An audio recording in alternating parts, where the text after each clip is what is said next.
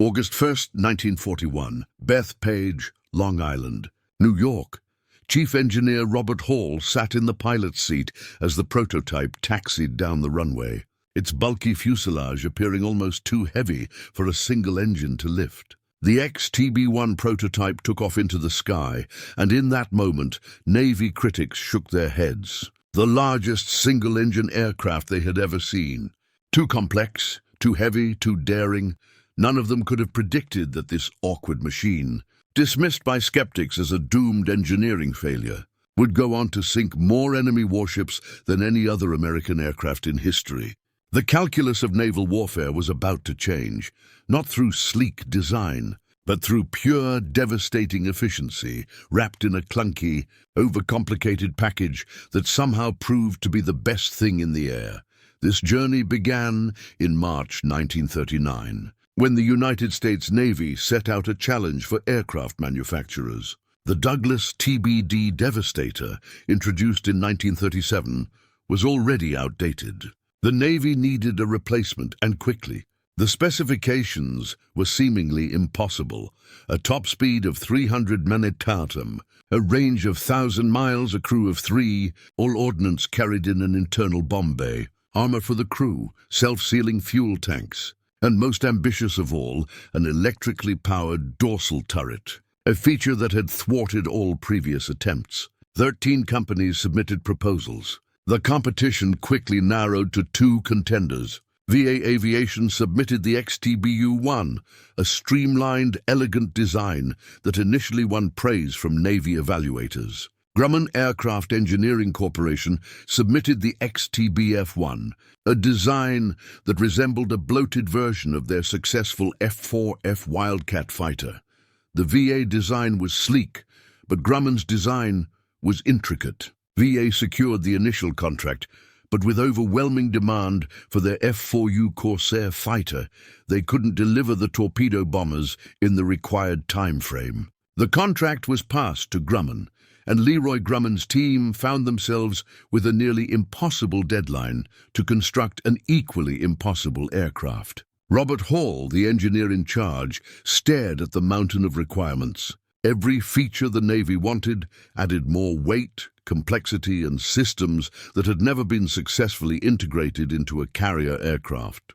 The bomb bay alone was a nightmare. It needed to fit either a 22.4-inch Mark 13 torpedo, weighing 2,000 lbs, or 4 500 lb bombs, depth charges, or mines. The bay doors had to work reliably in salt spray, high G turns, and combat damage. The powered turret presented even greater challenges. Previous attempts at rear turrets had failed because hydraulic and manual systems were too slow, too unreliable, and too vulnerable to battle damage. Grumman chose an electrically powered turret, betting the entire design on technology that had never been proven in combat. If the electrical system failed, the rear gunner would be powerless. The wing-folding mechanism added another layer of complexity. To fit on carrier elevators and in hangar decks, the wings had to fold. But the Avenger's wings were the largest of any Navy aircraft, at 54 feet fully extended. Leroy Grumman himself solved the problem during a design meeting. Using a pink eraser for the fuselage and paper clips for wings, he discovered the Sto-Wing, a compound angle folding mechanism that allowed the massive wings to fold back and upwards simultaneously, reducing the wingspan to just 18 feet. The mechanism required hydraulic systems, locking pins and structural reinforcements, adding hundreds of pounds. The Wright R2600 engine, a twin-row 14-cylinder radial producing 1,700 horsepower, was the most powerful engine available. But even this beast struggled to lift the loaded aircraft. Empty weight, 10,080 lbs. Combat loaded weight, 15,950 lbs. This made the TBF the heaviest single-engine aircraft in the world. Critics within the Navy nicknamed it the pregnant beast or the turkey. Neither name was a compliment. On December 30th, 1940, the Navy placed an order for 286 TBF-1 aircraft more than 7 months before the prototype even flew. The urgency was clear. War was looming, and the Navy needed torpedo bombers immediately. Complications aside, the prototype's first flight on August 1st, 1941, revealed both promise and issues. It flew, but like a truck, heavy, sluggish, and nothing like the nimble fighters pilots were used to. The controls were mushy, visibility was poor despite the high cockpit placement, and the aircraft demanded constant attention and muscle. But it was stable, it could carry its full load, and the internal systems, those complex systems that critics said would fail, actually worked. Then came November 28, 1941. The first prototype caught fire during a test flight near Brentwood, New York.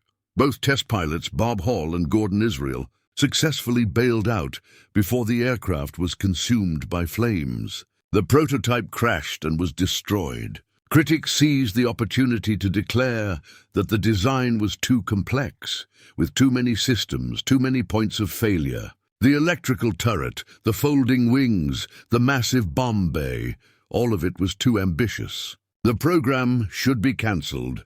Grumman's response was to speed up the process. The second prototype was already in the works. The TBF Avenger was nearly ready. Testing continued. Modifications were made. Problems were solved through sheer force of engineering.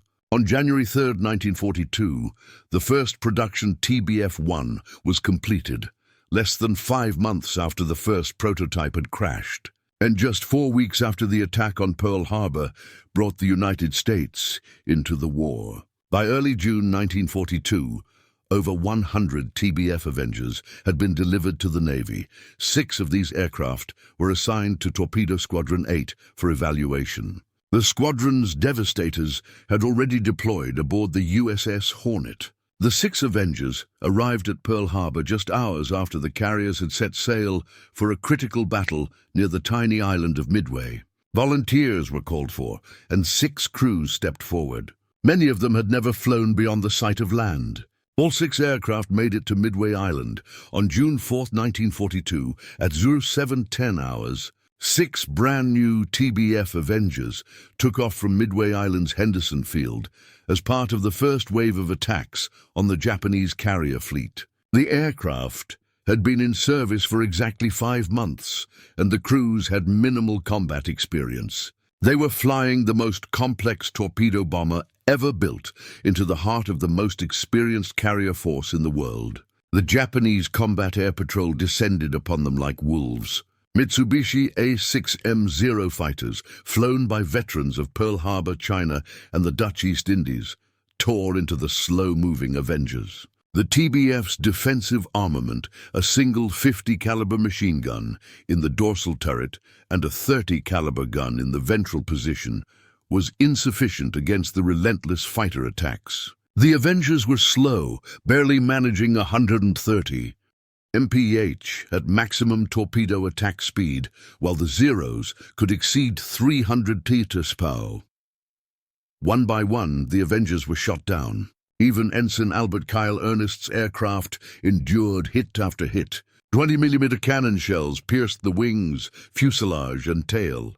His turret gunner, aviation machinist's mate 3rd Class J. Darrell Manning, was killed instantly by a cannon shell to the chest. His radio operator, aviation radioman 3rd Class Harry Fryer, just 17 years old, was wounded in the head and wrist. The hydraulic system failed, and the electrical system began to smoke and spark. Ernest's instrument panel shattered, and blood from his wounded radio operator sprayed across the cockpit. Yet the TBF kept flying. Despite multiple hits, the massive radial engine continued to run. The self-sealing fuel tanks, one of the intricate systems that critics had doubted, prevented the aircraft from exploding when bullets pierced the wings. The armor plating, another feature that critics claimed would doom the aircraft's performance, saved Ernest's life when cannon shells struck behind his seat. 5 of the 6 Avengers were shot down. Only Ernest's battered aircraft made it back to Midway, crash landing on the runway with 1 crew member dead and 2 wounded. Ernest and Fryer survived their injuries. The young radio operator would later recall the moment he realized they might make it home, blood covering the cockpit, the aircraft barely responding to controls, yet still flying. The surviving aircraft was later examined by engineers. It had been hit by at least 9 20mm cannon shells and 64 7.7mm machine gun bullets. Almost every major system had been damaged or destroyed. The Battle of Midway was hailed as a major American victory. The Japanese lost 4 fleet carriers. The American dive bombers received most of the glory. Meanwhile, the torpedo bombers, the old Devastators, and the new Avengers suffered devastating losses. But the sacrifice of Torpedo Squadron 8 would go down in history. Of the 15 Devastators that launched from the USS Hornet, none returned. 29 men were killed, and only Ensign George Gay survived, floating in the ocean, watching the battle unfold above him. Of the 6 Avengers that launched from Midway, 5 aircraft and 9 men were lost. From the entire squadron, only 3 men survived the battle. Ensign Ernest was awarded the Navy Cross for his actions at Midway, the first of 3 he would receive during the war. The Avengers suffered 83% casualties at Midway. Critics once again called for the cancellation of the program. The aircraft was too vulnerable, too complex, and the losses seemed to prove it was a failure. But intelligence officers studying the damaged aircraft reached a different conclusion. Ernest's TBF had absorbed enough damage to destroy 10 normal aircraft, yet it had flown home with 2 survivors. Despite the catastrophic damage, the electrical turret had continued to function until the turret gunner was killed. The bomb bay doors had operated correctly under fire. The wing folding mechanism had not failed, even after multiple hits to the wing structure. The engine had run for 2 hours, despite being struck multiple times. The TBF wasn't too elaborate, it was too tough. Every intricate system, every redundancy, every backup had been designed for scenarios just like this, taking damage and continuing to fight. The over-engineered, sophisticated Avenger had brought its crew home when no other aircraft could have survived. Production accelerated. By August 1942, dozens of Avengers were reaching fleet squadrons. Torpedo Squadron 8 was reformed with new pilots and new aircraft. The squadron would go on to earn 2 Presidential Unit citations, becoming one of the most decorated squadrons in naval aviation history. Ensign Ernest rejoined the squadron and fought in the Battle of Guadalcanal, earning his 2nd Navy Cross. The Battle of the Eastern Solomons on August 24, 1942, provided the first real test of Avenger tactics with experienced crews. 28 TBFs from the USS Saratoga and, in 1942, the Enterprise's Avengers teamed up with Saratoga's VT-8 and Enterprise's VT-3 for a coordinated strike against the Japanese fleet. The result was the sinking of the light carrier Ryujo, thanks to multiple torpedo hits. 7 Avengers were lost, but those who survived came away with critical lessons. They learned that the aircraft could absorb tremendous damage. The electrical turret could engage multiple fighters simultaneously. The internal bomb bay allowed quick ordnance changes, and the long-range capability enabled strikes far beyond previous torpedo bombers. By November 1942, during the Battle of Guadalcanal, Marine Corps and Navy Avengers played a pivotal role in sinking the Japanese battleship Hei, a 37,000-ton behemoth. The aircraft successfully launched torpedoes into the drifting giant, showcasing that the complicated Avenger could take down capital ships. However, the Avenger's most significant transformation occurred in the Atlantic, far from the Pacific headlines. German U-boats were sinking Allied merchant ships faster than they could be replaced. The introduction of small escort carriers provided air cover for convoys, but existing aircraft were unsuitable for anti-submarine warfare. The Avenger, with its large bomb bay, long range, and radar capabilities, proved perfect for the task. The TBF-1D variant, equipped with ASB surface search radar, could detect surfaced U-boats even at night or in bad weather. Its large bomb bay allowed it to carry depth charges, bombs, acoustic torpedoes, and the top-secret Mark 24 Fido homing torpedo. Avengers from escort carriers began hunting U-boats with devastating success. The tactics were simple but effective. Avengers equipped with radar would patrol ahead of convoys, searching for surfaced U-boats. Upon contact, the Avenger would attack with depth charges and rockets, forcing the U-boat to dive. Once submerged, the U-boat's speed would drop, and the Avenger would circle overhead, deploying sonobuoys to track the submerged sub, while calling in destroyer escorts to finish the job. If the U-boat attempted to surface and escape, the Avenger would be waiting with more depth charges. From May 1943 to May 1945, Avengers flying from American escort carriers sank or helped sink 35 U-boats in the Atlantic. British Avengers, which the Royal Navy later designated Tarpon and then Avenger, contributed to this total, bringing the submarine kill count to about 30 when including Pacific operations against Japanese submarines. No other aircraft came close to this record. The Avenger's sophisticated radar systems, large internal bomb bay, and long endurance for 8-hour patrols combined to create the most effective submarine killer of the war. By 1944, the Avenger reached its peak effectiveness. Nearly 10,000 had been built. General Motors' Eastern Aircraft Division had taken over most of the production, churning out 7,546 TBMs, while Grumman produced 2,290 TBFs. The transition was remarkable. When Grumman needed to focus on producing the new F-6F Hellcat, they handed a demonstration TBF to General Motors, held together with sheet metal screws. The PK Avenger, named after Parker Callan's screw manufacturer, allowed GM engineers to disassemble the aircraft part by part and redesign it for mass production, automotive style. Leroy Grumman had doubted GM could produce even one Avenger. Instead, GM built more than 3 times as many as Grumman itself. The TBM-3 variant, with a more powerful R2620 engine producing 1,900 horsepower, began reaching squadrons in mid-1944.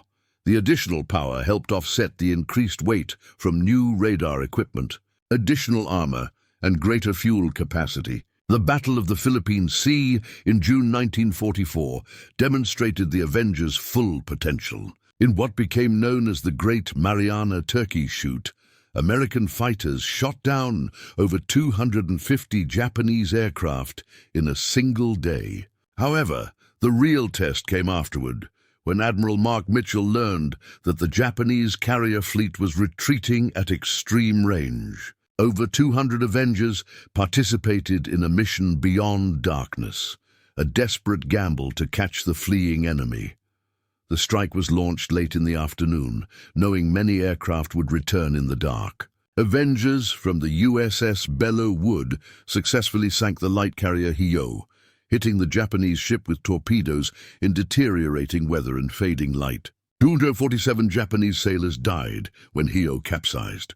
Many Avengers ran out of fuel on the return flight, ditching into the ocean or crashing on carrier decks in complete darkness. To guide the aircraft home, Admiral Mitchell ordered every ship in the fleet to turn on their lights, breaking blackout protocols. Though 80 pilots and crew members were lost, the mission proved that the Avenger could operate in conditions that would have grounded other bombers. Its long-range, reliable engines and tough airframe contributed to missions that should have been impossible.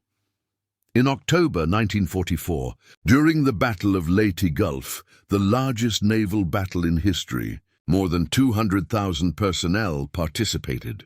Japanese forces committed nearly their entire remaining fleet in a desperate attempt to destroy the American invasion force at Leyte. The Battle of Samar unfolded as one of the most dramatic confrontations in naval history. The battle spanned over 3 days and covered hundreds of miles of ocean, with approximately 400 Avengers participating in the various phases of the engagement. The Japanese forces, including 4 battleships, 6 heavy cruisers, 2 light cruisers, and 11 destroyers, outnumbered and outgunned the American forces catastrophically. 6 escort carriers, 3 destroyers, and 4 destroyer escorts. Designated Taffy 3 carried Avengers and Wildcats designed for ground support, not fleet engagement. When Admiral Teiichi Karita's center force appeared on the horizon at dawn on October 25th, the Americans were at a severe disadvantage. Lieutenant Commander Edward Huxtable, commanding officer of Gambia Bay's Composite Squadron 10, led his Avengers in continuous attacks on the formidable Japanese ships. The Avengers lacked armor-piercing bombs, and many had no torpedoes, as they had been loaded for ground support missions. Despite this, the pilots pressed on, making repeated runs with whatever ordnance they carried. Some even made dry runs with no weapons, attempting to distract Japanese gunners to buy time for the carriers to escape. The small destroyers launched suicidal torpedo attacks on the Japanese battleships, while the Avengers coordinated from multiple directions, overwhelming the enemy with sheer persistence.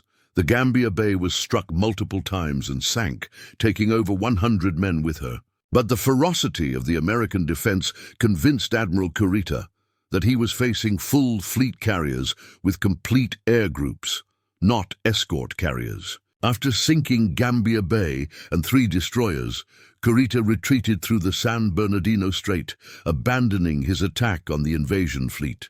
The Avengers of Taffy 3 had, against all odds, repelled the most powerful surface fleet Japan had sent to sea since Midway. They did so without the proper weapons or training for such a mission, proving the aircraft's remarkable versatility in the most desperate circumstances. The day before this engagement, on October 24, 1944, waves of American aircraft attacked the Japanese super-battleship Musashi as it attempted to transit the Sibuyan Sea. The Musashi, the largest battleship ever built, displaced over 72,000 tons and was armed with 9 18-inch guns, protected by 16-inch thick armor. Japanese designers had declared the ship unsinkable. The attack began at 10:27 a.m., with 259 aircraft launching in 6 waves from 4 American carriers. Avengers struck the Musashi from multiple directions with torpedo hits, with estimates of between 10 and 19 torpedo impacts. Commonly cited numbers report 10 hits to port and 9 to starboard. Each torpedo carried 600 lbs of Torpex, a much more powerful explosive than standard TNT. In addition, Curtiss SB-2C Helldivers added 17 bomb hits. By 7:30 p.m., the Musashi capsized and sank, taking 1,023 crew members with her. The largest battleship ever built had been brought down by aircraft, with Avengers delivering some of the critical strikes. 5 months later, on April 7, 1945, the Musashi's sister ship, the Yamato, embarked on its final sortie. Operation 10 Go was a suicide mission designed to send the super-battleship to Okinawa with only enough fuel for the outbound journey. American submarines detected the task force and reported its position. Admiral Mark Mitchell launched every available aircraft. A total of 386 planes, including nearly 150 Avengers, swarmed the Japanese force. The attack began at 12:37 p.m., with the first wave of Avengers attacking from the port side, overwhelming the Yamato's anti-aircraft defenses. A second wave attacked from the starboard side, while the third wave found the ship listing heavily but still afloat. The torpedo impacts continued to hit, with American sources reporting at least 11 torpedo hits. Despite the Yamato's massive armor designed to withstand battleship shells, the torpedoes struck below the waterline, flooding internal compartments and causing the ship to list further. At 2:23 p.m., 2 hours and 46 minutes after the first attack, the Yamato exploded in a massive mushroom cloud visible for 60 miles. Between 2,500 and 3,100 crew members perished, and the battleship that had once been invincible was destroyed. The Avengers had struck down both of the Yamato-class super-battleships, as well as sinking or helping sink 12 carriers, 4 additional battleships, 19 cruisers, 25 destroyers, and approximately 30 submarines. The total tonnage surpassed 1 million tons of enemy shipping. No other aircraft type could match this record. The intricate torpedo bomber that had been dismissed by critics in 1941 had become the most effective ship killer in history. However, by late 1944, most Avenger missions were not dramatic torpedo strikes. Japanese surface ships rarely left port, and the Mark 13 torpedo, despite improvements, remained difficult to use. Slow, straight-line attack runs made the aircraft vulnerable to intense anti-aircraft fire. Consequently, Avengers shifted to conventional bombing, skip bombing, and rocket attacks. The large internal bomb bay that could carry a 2,000 lb torpedo could also hold 2,000 lbs of bombs, rockets, or a combination of both. Avengers supported amphibious landings across the Pacific, attacking Japanese bunkers, fortifications, and infrastructure with bombs and rockets. Their versatility, combined with their rugged design, ensured their continued effectiveness as the war progressed. The missions flown by the Avengers were often unglamorous, but their contribution was essential. The aircraft's versatility extended far beyond combat. The roomy interior allowed it to carry cargo, mail, and personnel.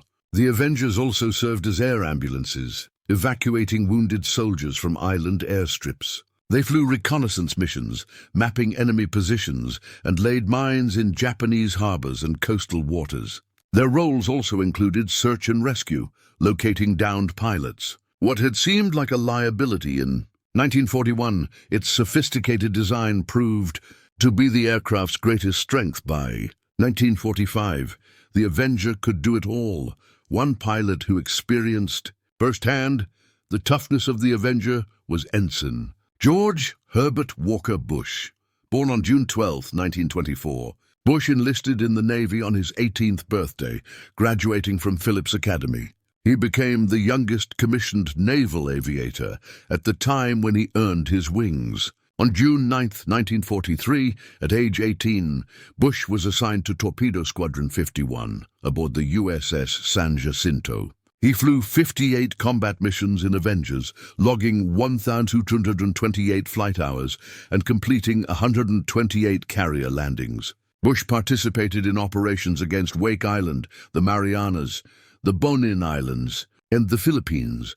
On September 2, 1944, 19-year-old Bush was flying his TBM Avenger, named Barbara after his fiancée, from the USS San Jacinto on a bombing mission against Japanese installations on Chi Island.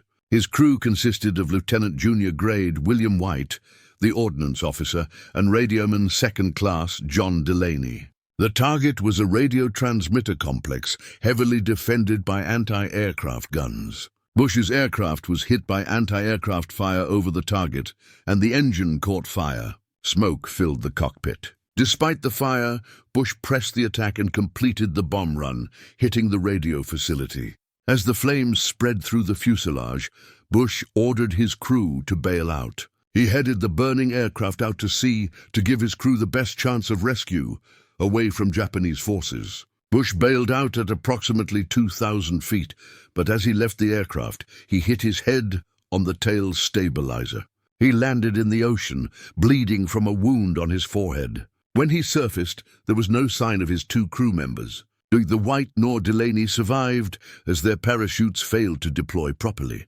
Bush inflated his life raft and paddled desperately away from Chi Island as Japanese boats searched for him. He paddled for hours, weakened by his wound and exhaustion, while American aircraft circled above, trying to protect him until rescue arrived. After 4 hours in the water, the submarine USS Finback surfaced nearby, and crew members pulled the exhausted pilot aboard. Bush was the only survivor from his aircraft. For his actions at Chi Island, completing his bomb run, despite his aircraft being on fire, Bush was awarded the Distinguished Flying Cross. He completed his combat tour and later returned stateside as a flight instructor.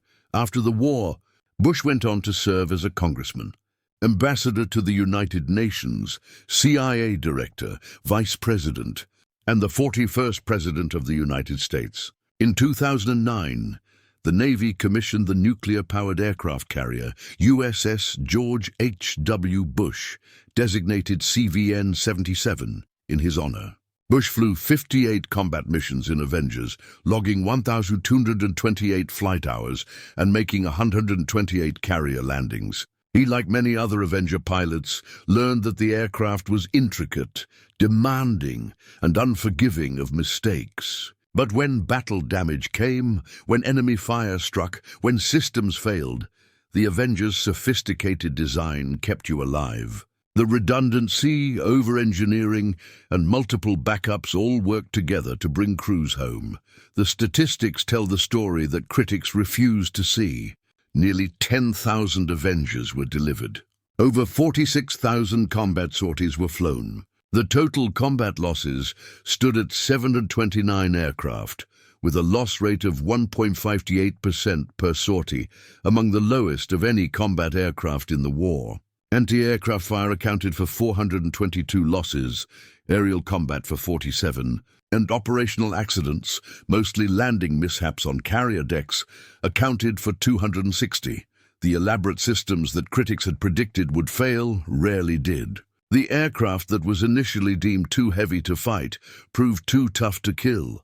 When compared with other torpedo bombers, the Avengers' superiority becomes evident. The Japanese Nakajima B-5N, which had devastated Pearl Harbor, was outdated by 1943, lacking the speed, range, and defensive armament to survive against American fighters. The British Fairey Swordfish, despite its legendary status, was a fabric-covered biplane that survived only because it operated in areas where modern fighters were scarce. The American Douglas TBD Devastator was destroyed at Midway, with Torpedo Squadron 8 losing all 15 aircraft and 29 crew members in their attack. The Avenger, flying the same mission on the same day, brought one aircraft home with 2 survivors. That battered TBF proved what would become the norm: survivability through robust engineering. The Curtiss SB-2C Helldiver, the Navy's dive bomber, faced constant mechanical problems throughout the war. Pilots dubbed it the Beast, and the name was not affectionate. The Hellcat's complexity led to failures, while the Avenger's complexity led to redundancy and reliability. The difference between the two aircraft philosophies was clear. Curtiss aimed to create an elaborate machine that barely met the minimum requirements, while Grumman designed an aircraft that exceeded expectations, then made it even tougher. Postwar analysis revealed the deeper truth. The Avenger didn't succeed despite its complexity, but because of it. Every intricate system was purposeful. The large bomb bay, which added weight and complexity, allowed the aircraft to carry torpedoes, bombs, depth charges, mines, radar, acoustic torpedoes, reconnaissance cameras, auxiliary fuel tanks, and cargo. No other aircraft offered this level of flexibility. The electrical turret, which critics had predicted would fail, proved more reliable than hydraulic systems and allowed for faster tracking of attacking fighters. The Sto-Wing folding mechanism, which added weight and parts, allowed the large aircraft to fit on small escort carriers, significantly increasing the number of ships that could operate Avengers. This folding wing mechanism represented a triumph in innovative engineering. Leroy Grumman conceived the design during a meeting using simple materials. He took a pink eraser to represent the fuselage and paper clips as wings. By experimenting with different angles, he discovered a pivot point that allowed the wings to fold upward and rearward simultaneously, reducing the 54-foot wingspan to just 18 feet when folded. This innovation allowed the massive Avenger to fit on even the smallest escort carrier elevators. The Sto-Wing became a signature feature of Grumman aircraft for decades, appearing in the Hellcat, Bearcat, Cougar, and later, the E-2 Hawkeye. The tough construction that made the Avenger heavy ultimately saved countless lives. Avengers absorbed damage that would destroy other aircraft and kept flying.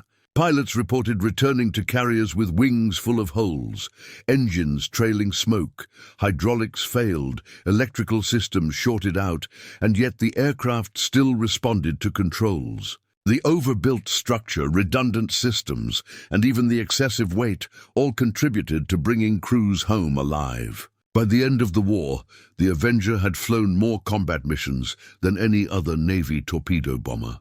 It had sunk more enemy ships than any other American aircraft and had destroyed more submarines than any other aircraft in history. It served in more roles, in more theaters, and under more conditions than any other contemporary bomber. The aircraft that had been dismissed as too intricate had proven to be perfectly engineered for everything the war demanded. The Avenger's service didn't end in 1945. Post-war variants continued, flying with the U.S. Navy until 1954, when newer aircraft finally replaced them in frontline service. The Royal Canadian Navy operated Avengers until 1960, using them for anti-submarine warfare in the North Atlantic.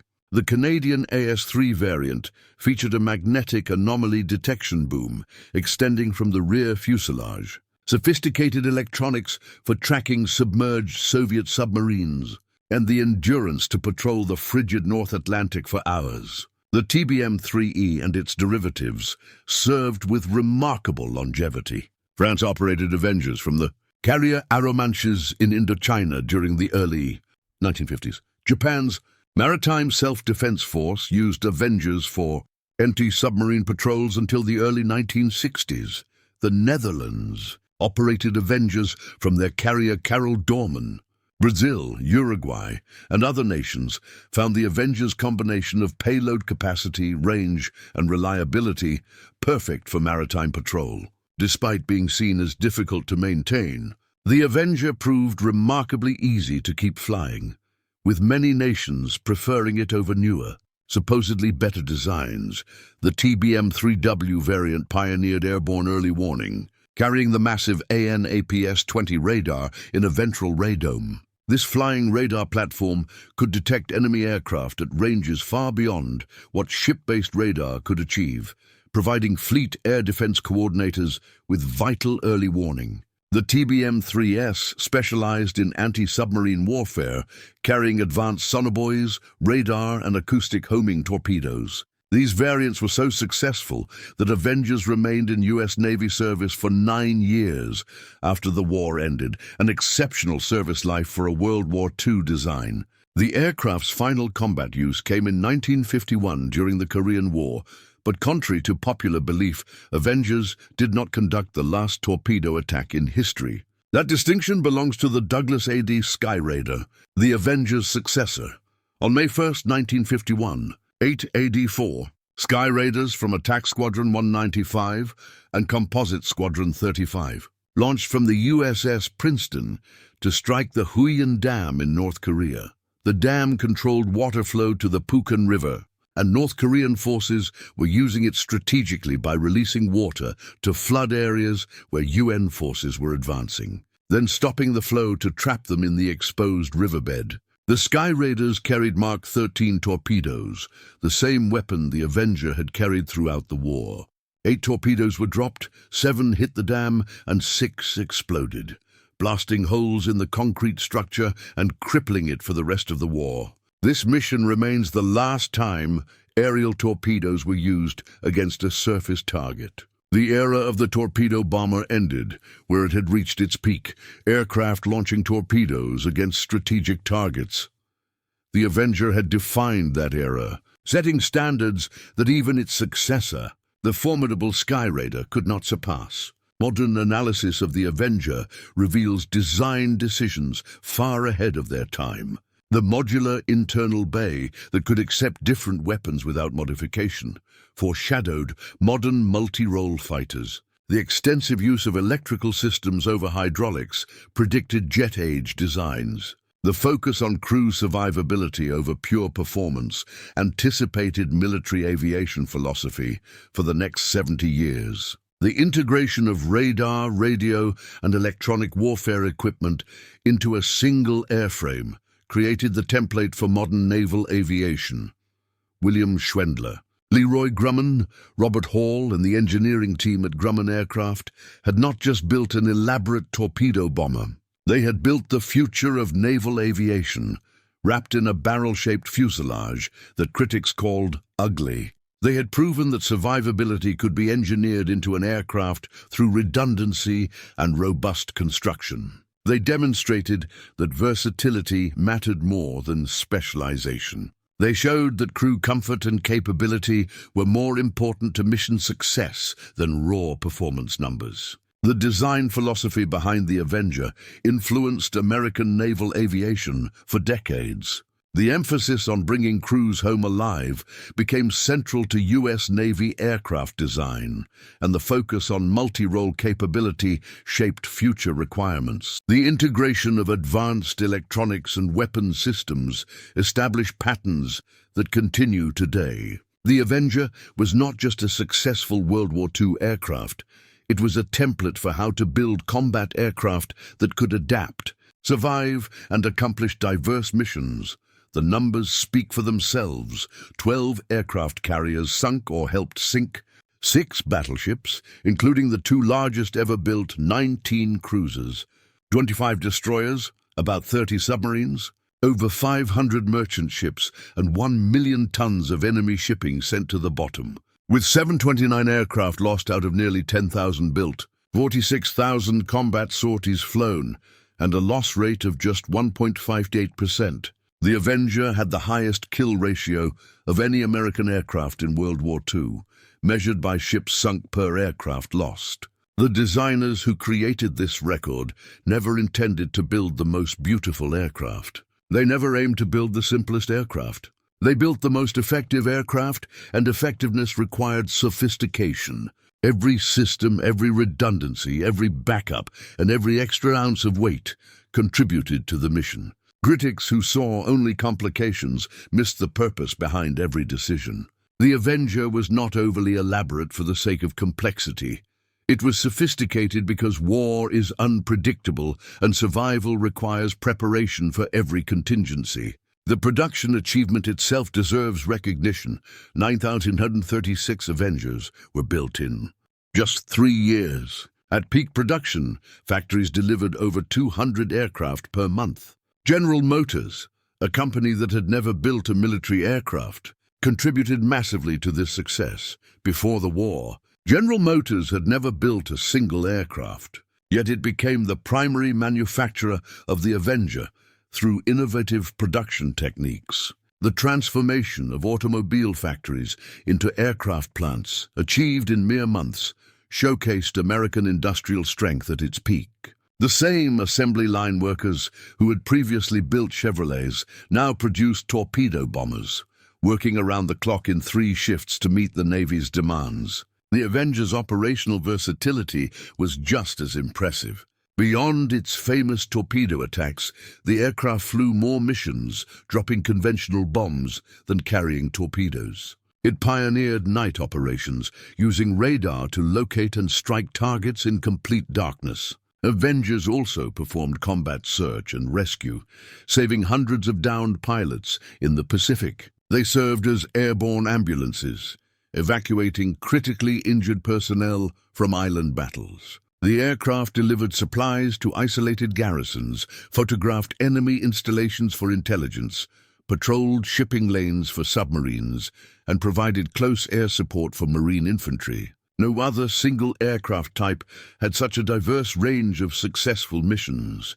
The human cost of Avenger operations, though lower than other torpedo bombers, was still significant. Approximately 730 crews were lost in combat, representing more than 2,000 American lives. Many more were wounded. While the aircraft could bring crews home despite tremendous damage, it could not make them invulnerable. However, the low loss rate meant more crews survived to complete their tours, allowing experienced pilots to return and train new aviators. More experience was preserved and passed down.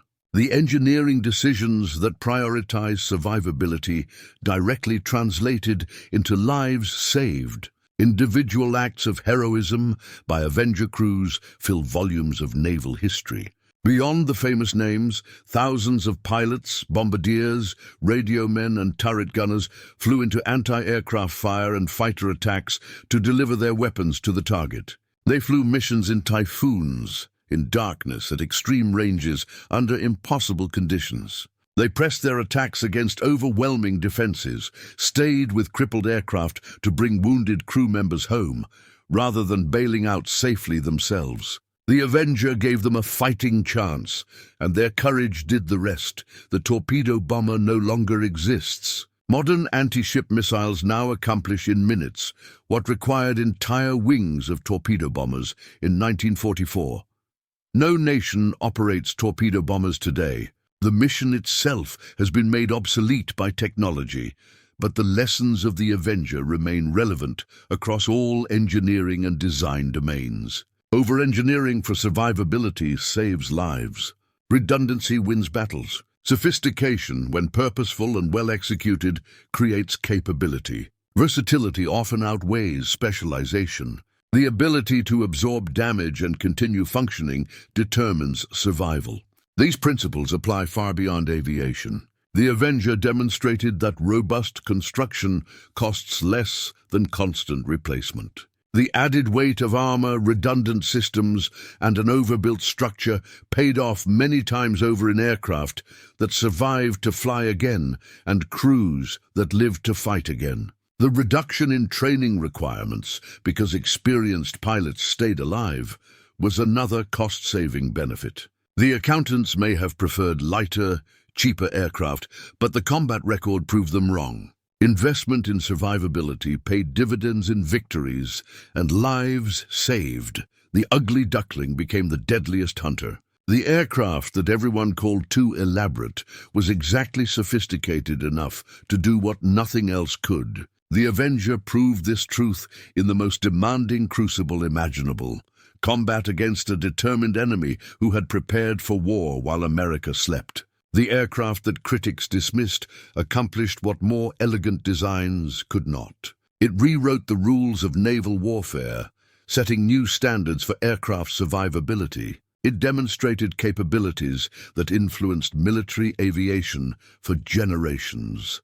Today, surviving Avengers fly at air shows, reminding new generations of what American industry and American airmen accomplished.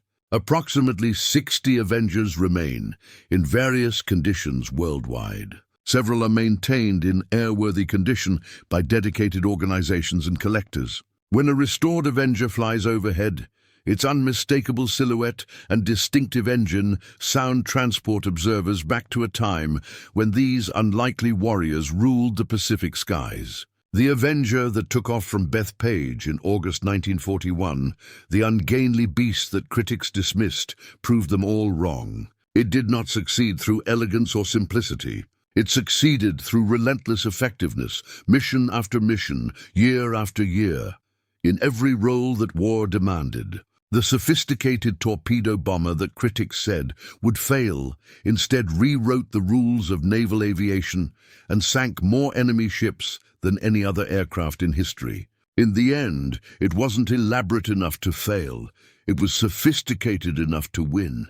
And in winning, it brought home more of its crews alive than any other torpedo bomber ever built. That achievement, more than tonnage sunk or battle stars earned, stands as the true measure of the Avenger's success. The aircraft kept its promise. It brought its crews home,